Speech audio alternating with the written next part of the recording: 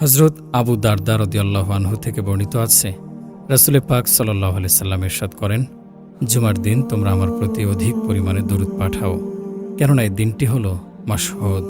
মাশহুদের জন্য বলা হয় যে এদিন ফেরেশতারা বেশি পরিমাণে আগমন করেন। অতঃপর তিনি আরও বলেন, নিঃসন্দেহে তোমাদের যে কেউই আমার প্রতি দরুদ পাঠাবে তা আমার নিকট পেশ করা হতে থাকে। যতক্ষণ সে দরুদ পাঠাবার কাজে মশগুল থাকে, রাসূল পাক সাল্লাল্লাহু আলাইহি সাল্লামের নিকট প্রশ্ন করা হলো, হে আল্লাহ পাকের রাসূল, মৃত্যুর পরে কি হবে? তিনি বললেন, মৃত্যুর পরেও আমার নিকট দরুদ শরীফ পেশ করা হতে থাকবে, কেননা ওই জগতে যাওয়ার পরেও আল্লাহর রাসূলগণ জীবিত থাকেন। আর সে জীবন শুধু রুহানি আধ্যাত্মিক জীবন নয়, বরং তা দৈহিক জীবনই। কেননা আল্লাহ পাক আম্বিয়া কেরামের দেহ জমিনের জন্য হারাম করে দিয়েছেন। সুতরাং আল্লাহর নবীগণ জীবিত অবস্থায় থাকেন এবং তাদেরকে রিজিকও দেয়া হয়। এ হাদিস দ্বারা জানা যায়, আম্বিয়া কেরামে দুনিয়া থেকে চলে যাওয়ার পর দৈহিক জীবন নিয়েই কবরে জীবিত থাকেন এবং রিজিকও লাভ করতে থাকেন। এ রিজিকও হবে এমন রিজিক যা এই জগতের সাথে সামঞ্জস্যশীল। শহীদদের সম্পর্কেও এরূপ রিজিক লাভের কথা বলা হয়েছে। কিন্তু আম্বিয়া কেরামের জীবন ও রিজিকের ব্যবস্থা শহীদদের চেয়ে পূর্ণাঙ্গ ও উন্নত পর্যায়ের। হযরত শাহ আব্দুল হক মুহাদ্দিস দেহলভী রহমতুল্লাহি আলাইহি মেশকাত শরীফের ভাষ্য পুস্তক আশিয়াতুল লামেয়াত গ্রন্থে এ বিষয়ে যা বলেছেন তার মর্মার্থ হচ্ছে, আম্বিয়া কেরামের হায়াত এমন একটি মাসআলা যে সম্পর্কে সবাই একমত, এ বিষয়ে কারোর কোনো মতভেদ নেই। আর এই আয়াত দুনিয়ার মতো একেবারে দৈহিক, তাকে রুহানি বা আধ্যাত্মিক হায়াত মনে করার কোনো কারণ নেই। হযরত ইবনে আব্বাস রাদিয়াল্লাহু আনহু এক বর্ণনায় বলেন, একবার আমরা রাসূল পাক সাল্লাল্লাহু আলাইহি সাল্লামের সাথে মক্কা ও মদিনার মাঝে সফর করছিলাম। তিনি একটি উপত্যকা সম্পর্কে প্রশ্ন করলেন, এটি কোন উপত্যকা? উপস্থিত সাহাবীগণ জবাব দিলেন, এটি হলো আরজাক উপত্যকা। তিনি ইরশাদ করলেন, আমি যেন হযরত মূসা আলাইহিস সালামের প্রতিচ্ছবি দেখছিলাম।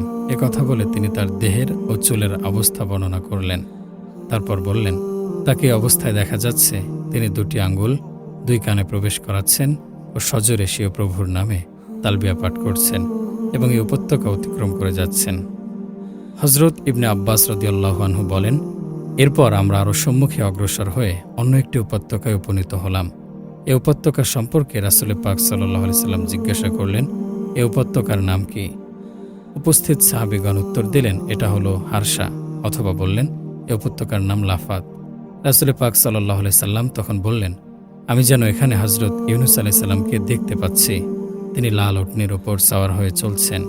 তার গায়ে রয়েছে পশমি জুব্বা। তার উটনীর লাগাম তৈরি করা হয়েছে গাছের ছাল দিয়ে। তিনিও তালবিয়া পাঠ করতে করতে এ উপত্যকা অতিক্রম করছেন। এ পবিত্র হাদিস থেকে প্রমাণিত হয়, রাসূল পাক সাল্লাল্লাহু আলাইহি সাল্লাম হযরত মূসা আলাইহিস সালাম এবং হযরত ইউনূস আলাইহিস সালামকে জাগ্রত অবস্থায় স্বচক্ষে তালবিয়া পাঠ করা অবস্থায় দেখেছেন। এতে করে জানা যায়, আম্বিয়া কেরামের কবর বা বরজখী জীবন এমন পূর্ণাঙ্গ ও উচ্চ ধরনের যে তারা এই দুনিয়াতে চলে আসতে পারেন, হজ্জের অনুষ্ঠানগুলো সম্পন্ন করতে পারেন এবং মানুষের চর্মচক্ষেও তাদেরকে দেখা যেতে পারে। কোনো বুজুর্গ থেকে এ কথা বর্ণিত আছে, তারা রাসূল পাক সাল্লাল্লাহু আলাইহি সাল্লামকে জাগ্রত অবস্থায় দেখেছেন। তাদের এ কথায় মিথ্যার কোনো অবকাশ নেই।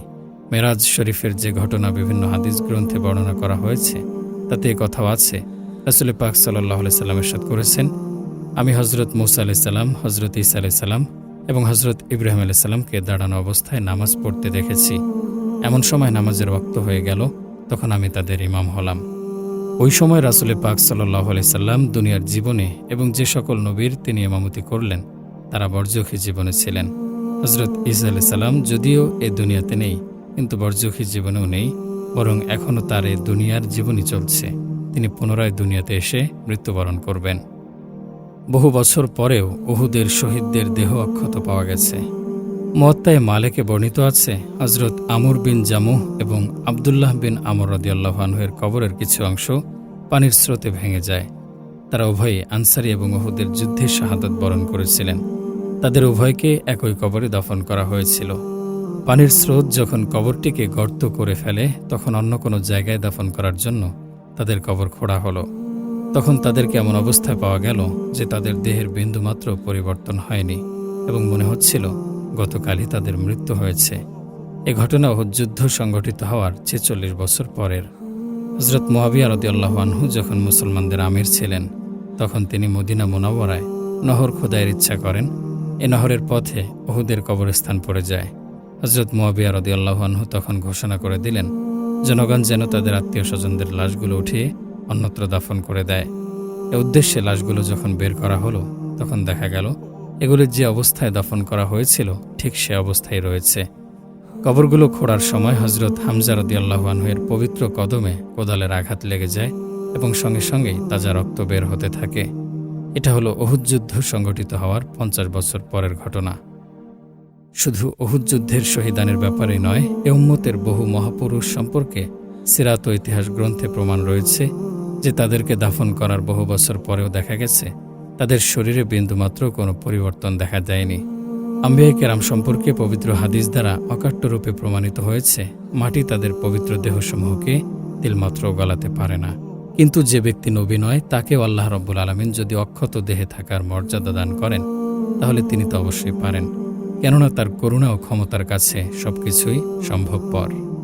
আল্লাহুম্মা ইন্না নাসআলুকা খায়রাল হায়াতি ওয়া খায়রাল মামাত ওয়া ইন তাগফির লানা ওয়া তারহামনা ওয়া আনতা তুবা আলাইনা ইন্নাকা আনতা রাব্বুনা আনতা মাওলানা ওয়া আনতা লানা নি'মাল ওয়াকিল। ওয়া সাল্লাল্লাহু তাআলা আলা খায়রি খালকিহি সাইয়্যিদিনা ওয়া মাওলানা মুহাম্মাদিন ওয়া আলিহি ওয়া সাহবিহি আজমাইন। দোজখের বিবরণ, দোজখের গভীরতা। হযরত আবু মুসা রাদিয়াল্লাহু আনহু রাসূল পাক সাল্লাল্লাহু আলাইহি সাল্লাম থেকে বর্ণনা করেন, তিনি দোজখের গভীরতা সম্পর্কে বর্ণনা করতে গিয়ে ইরশাদ করেছেন, যদি দোজখে একখানি পাথর ফেলে দেয়া হয়, তাহলে তার তলদেশে পৌঁছতে পাথরখানির 70 বছর লেগে যাবে। হযরত আবু হুরায়রা রাদিয়াল্লাহু আনহু বলেন, আমরা একবার রাসূল পাক সাল্লাল্লাহু আলাইহি সাল্লামের খিদমতে উপবিষ্ট ছিলাম। তখন কোনো বস্তু পতিত হওয়ার শব্দ শুনলাম। রাসূল পাক সাল্লাল্লাহু আলাইহি সাল্লাম প্রশ্ন করলেন, তোমরা জানো কি এটা কিসের শব্দ? আমরা আরজ করলাম, আল্লাহ ও তার রাসূল ভালো জানেন। তিনি ইরশাদ করলেন, ওটা হচ্ছে একখানা পাথর। আল্লাহ পাক তা জাহান্নামের মুখ থেকে তার তলদেশে নিক্ষেপ করেছিলেন। ওই পাথরখানি দীর্ঘ 70 বছর ধরে নিচে যেতে যেতে এমাত্র জাহান্নামের তলদেশে গিয়ে পৌঁছেছে। এ শব্দ হচ্ছে উক্ত পাথরের পতিত হওয়ার শব্দ। দোজখের দেয়াল। রাসূল পাক সাল্লাল্লাহু আলাইহি ওয়াসাল্লাম ইরশাদ করেছেন, দোজখ 4 দেয়াল দ্বারা পরিবেষ্টিত। প্রতিটি দেয়াল এরূপ পুরু যে তার এক পাশ থেকে অন্য পাশে 40 বছরের পথের দূরত্ব। দোজখের দরওয়াজা। পবিত্র কোরআনে দোজখের দরওয়াজা সম্পর্কে ইরশাদ হয়েছে, ওয়া ইন্না জাহান্নামা লামাউইদুহুম আজমাইন লাহা সাবআতু আবওয়াব লিকুল্লি বাবিম মিনহুম জুজউম মাকসুম। আর ওই সব লোকের জন্য রয়েছে জাহান্নামের ওয়াদা, যার দরওয়াজা হচ্ছে 7টি। আর প্রতিটি দরওয়াজায় ওই লোকদের জন্য পৃথক পৃথক অংশ রয়েছে। রাসূল পাক সাল্লাল্লাহু আলাইহি সাল্লাম ইরশাদ করেছেন, দোজখের 7টি দরওয়াজা আছে, তন্মধ্যে একটি হচ্ছে ওই সকল লোকদের জন্য যারা আমার উম্মতের বিরুদ্ধে তরবারি উঠাবে। দোজখের আগুন এবং অন্ধকার। রাসূল আকরাম সাল্লাল্লাহু আলাইহি সাল্লাম ইরশাদ করেন, দোজখকে 1000 বছর পর্যন্ত জ্বালাবার পর তার আগুন লাল বর্ণ ধারণ করেছে। তারপর 1000 বছর পর্যন্ত জ্বালাবার পর তা সাদা হয়েছে। তারপর আরও 1000 বছর জ্বালাবার পর তা কালো হয়ে গেছে। এ কারণে দোজখ এখন কালো অন্ধকার হয়ে আছে। এক রেওয়ায়েতে আছে, জাহান্নামের অন্ধকার অবস্থা ঠিক অন্ধকার রাত্রির ন্যায়। অন্য এক রেওয়ায়েতে আছে, ভেতর থেকে সেখানে কোনো আলো থাকবে না, অর্থাৎ সেখানে সর্বদাই অন্ধকার অবস্থা বিরাজ করবে। মুসলিম শরীফের এক বর্ণনায় আছে, রাসূল আকরাম সাল্লাল্লাহু আলাইহি সাল্লাম ইরশাদ করেছেন, তোমাদের এই আগুন যা দুনিয়াতে জ্বালিয়ে থাকো, দোজখের আগুনের 70 ভাগের 1 ভাগ মাত্র। সাহাবায়ে কেরাম আরজ করলেন, পোড়ার জন্য এই আগুনই অনেক বেশি। রাসূল আকরাম সাল্লাল্লাহু আলাইহি সাল্লাম ইরশাদ করেন, দোজখের আগুনের তাপ দুনিয়ার আগুনের চেয়ে 69 গুণ বেশি। আরেক বর্ণনায় আছে, দোজখী ব্যক্তি যদি দুনিয়ার আগুনের মধ্যে প্রবেশ করে তাহলে সে ঘুমিয়ে পড়বে, কেননা দোজখের আগুনের তুলনায় দুনিয়ার আগুন যথেষ্ট ঠান্ডা। এ কারণে দোজখের আগুনের তুলনায় তা আরামদায়ক বলে মনে হবে।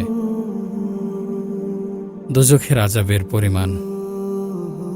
রাসূল আকরাম সাল্লাল্লাহু আলাইহি সাল্লাম ইরশাদ করেন, দোজখীদের মধ্যে সবচেয়ে কম আযাব হবে ওই ব্যক্তির যার জুতা এবং জুতার ফিতা হবে আগুনের।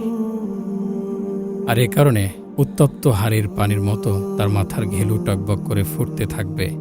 সে মনে করতে থাকবে, আমাকেই সবচেয়ে বেশি আযাব দেয়া হচ্ছে, অথচ তাকেই দেয়া হবে সবচেয়ে কম আযাব।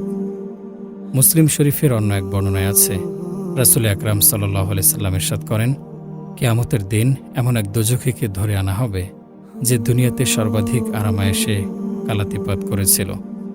তারপর তাকে দোজখে একবার ডুব দিয়ে আনা হবে এবং জিজ্ঞাসা করা হবে, ওহে আদম সন্তান, তুমি কি কখনো নিয়ামত দেখেছ? কখনো তুমি আরামে ছিলে কি? সে বলবে, আল্লাহ পাকের শপথ, হে পরওয়ারদিগার, আমি কখনো আরাম ভোগ করিনি। এরপর রাসূলুল্লাহ সাল্লাল্লাহু আলাইহি সাল্লাম বলেন, অতঃপর কিয়ামতের দিন এমন এক জান্নাতি ব্যক্তিকে হাজির করা হবে যে দুনিয়াতে সব মানুষের চেয়ে অধিক বিপদগ্রস্ত ছিল। তাকে প্রথমে জান্নাতে ডুব দেওয়ানো হবে। তারপর জিজ্ঞাসা করা হবে, হে আদম সন্তান, তুমি কখনো বিপদ দেখেছ কি? তোমার কোনো কঠিন দিন অতিবাহিত হয়েছে কি? সে জবাব দেবে, আল্লাহ পাকের শপথ, হে পরওয়ারদিগার, আমার উপর কোনো কঠিন সময় অতিবাহিত হয়নি। আমি কোনো সময় বিপদগ্রস্ত হইনি। দোজখের শ্বাস। রাসূল আকরাম সাল্লাল্লাহু আলাইহি সাল্লাম ইরশাদ করেছেন, যখন প্রচণ্ড গরম শুরু হয় তখন তোমরা জোহরের নামাজ বিলম্ব করে পড়ো, কেননা গরমের প্রচণ্ডতা দোজখের উত্তাপের ফলে হয়ে থাকে।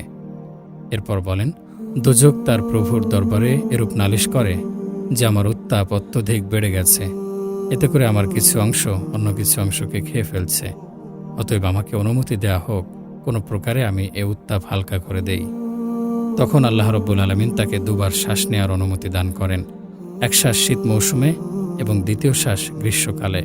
সুতরাং তোমরা গ্রীষ্মকালে যে উত্তাপ অনুভব করো সেটার মূলে হচ্ছে দোজখের লু হাওয়া, যা শ্বাসের সাথে সাথে বাইরে চলে আসে, এবং শীতকালে যে প্রচণ্ড ঠান্ডা অনুভব করছো তার মূলে হচ্ছে দোজখের ঠান্ডা অংশের প্রভাব। মুসলিম শরীফের এক রেওয়ায়েতে আছে, প্রত্যহ দুপুরে দোজখের আগুনকে একটু বাড়িয়ে দেয়া হয়। দোজখের শ্বাস ফেলার কারণ উত্তাপ বেড়ে যাওয়ার বিষয়টি সহজে বোঝা যায়, কিন্তু ঠান্ডা বেড়ে যাওয়ার বিষয় বোঝা মুশকিল। প্রকৃতপক্ষে গ্রীষ্মকালে দোজখ নিজের শ্বাস বাইরে নিক্ষেপ করে, ফলে তাপ বেড়ে যায়, আর শীতকালে শ্বাস গ্রহণ করে, তাই এ সময় তার দুনিয়ার সমস্ত তাপ নিজের ভেতর টেনে নেয়, কারণে ঠান্ডা আরও বেড়ে যায়। কোনো আলেম এরূপ ব্যাখ্যা করেছেন যে দোজখে শুধু পোড়া বা আযাবই দেয়া হয় না, বরং ঠান্ডা দিয়েও আযাব দেয়া হয়। দোজখের ইন্ধন। আল্লাহ পাক ইরশাদ করেন, ইয়া আইয়ুহাল্লাযীনা আমানু কু আনফুসাকুম ওয়া আহলিকুম নারা ওয়াকুদুহান নাস ওয়াল হিজারাহ। হে ঈমানদারগণ, তোমরা নিজেদেরকে ও তোমাদের পরিবার পরিজনদেরকে দোজখের আগুন থেকে রক্ষা করো, যার ইন্ধন হবে মানুষ এবং পাথর। পাথর শব্দের অর্থ সম্পর্কে হযরত ইবনে মাসউদ রাদিয়াল্লাহু আনহু বলেন, দোজখের ইন্ধন হিসেবে এখানে যে পাথরের কথা বলা হয়েছে সেটি হলো কিবরিত, অর্থাৎ এমন গন্ধকের পাথর যা আল্লাহ পাক নিকটবর্তী আসমানে সেদিন পয়দা করেছেন যেদিন আসমান ও জমিন পয়দা করেছেন। অতঃপর তিনি বলেন, আল্লাহ পাক এ পাথর কাফেরদের শাস্তির জন্য সৃষ্টি করেছেন। এ পাথর ব্যতীত মুশরিকদের তৈরিকৃত সে সকল মূর্তিও দোজখে থাকবে যেগুলো তারা পূজা করত। সূরা আম্বিয়ায় এ প্রসঙ্গে ইরশাদ হয়েছে, ইন্নাকুম ওয়া মা তা'বুদুনা মিন দুনিল্লাহি হাসাবু জাহান্নাম ওয়া আনতুম লাহা ওয়ারিদুন। হে মুশরিক সম্প্রদায়, তোমরা এবং তোমাদের ওই সকল মাবুদ আল্লাহ পাককে পরিত্যাগ করে যাদের তোমরা পূজা করতে, সবাই দোজখের ইন্ধন, তোমরা সকলেই সেখানে প্রবেশ করবে। দোজখের শ্রেণী বিভাগ। প্রথমে বলা হয়েছে দোজখের দরওয়াজা থাকবে ৭টি, যেমন ইরশাদ হয়েছে, লাহা সাবআতু আবওয়াব লিকুল্লি বাবিন মিনহুম জুজউম মাকসুম। আয়াতের ব্যাখ্যায় হযরত আশরাফ আলী থানভী রহমতুল্লাহি আলাইহি তার বয়ানুল কোরআন নামক তাফসীর গ্রন্থে বলেন, কেউ কেউ বলেছেন এখানে দ্বার বা দরওয়াজা বলতে তবকা বা শ্রেণী বোঝানো হয়েছে। তার এক এক তবকায় এক এক প্রকার আযাব দেয়া হবে। যে যে ধরনের আযাবের উপযুক্ত হবে তাকে সে তবকার দোজখে প্রেরণ করা হবে। আর যেহেতু প্রতি তবকার দরওয়াজা ভিন্ন ভিন্ন, তাই ৭ দরওয়াজার উল্লেখ করে এর তাফসীর করা হয়েছে। আবার কেউ কেউ বলেছেন বাব বলতে দরওয়াজাই বোঝানো হয়েছে। তাদের মতে দরওয়াজা বলার উদ্দেশ্য হচ্ছে দোজখে প্রবেশকারীদের সংখ্যা হবে অনেক, তাদের জন্য একটি দরওয়াজা যথেষ্ট হবে না বলে ৭টি দরওয়াজা তৈরি করা হয়েছে। আল্লামা ইবনে কাসির রহমতুল্লাহি আলাইহি হযরত আলী রাদিয়াল্লাহু আনহু এর একটি বাণী উল্লেখ করেছেন। তাতে হযরত আলী রাদিয়াল্লাহু আনহু সাবাত আবওয়াব ৭ দরওয়াজার ব্যাপারে হাতের ইশারায় বলেন, এই দরওয়াজাগুলো একটির নিচে আরেকটি হবে। এতে বোঝা যায় জাহান্নামের ৭টি তবকা রয়েছে এবং এক তবকার নিচে আরেক তবকা রাখা হয়েছে। অন্য কথায় উপর নিচ করে দোজখের মোট ৭টি স্তর রয়েছে এবং প্রতি স্তরের জন্যই পৃথক পৃথক দরওয়াজার ব্যবস্থা করা হয়েছে। পবিত্র কোরআনে ইরশাদ হয়েছে, ইন্নাল মুনাফিকিনা ফিদ দারকিল আসফালি মিনান নার। নিশ্চয় মুনাফিকরা দোজখের সর্বনিম্ন স্তরে থাকবে। এ আয়াত দ্বারাও এই কথা সুস্পষ্ট হয়ে ওঠে যে অবশ্যই দোজখের বিভিন্ন তবকা বা স্তর রয়েছে।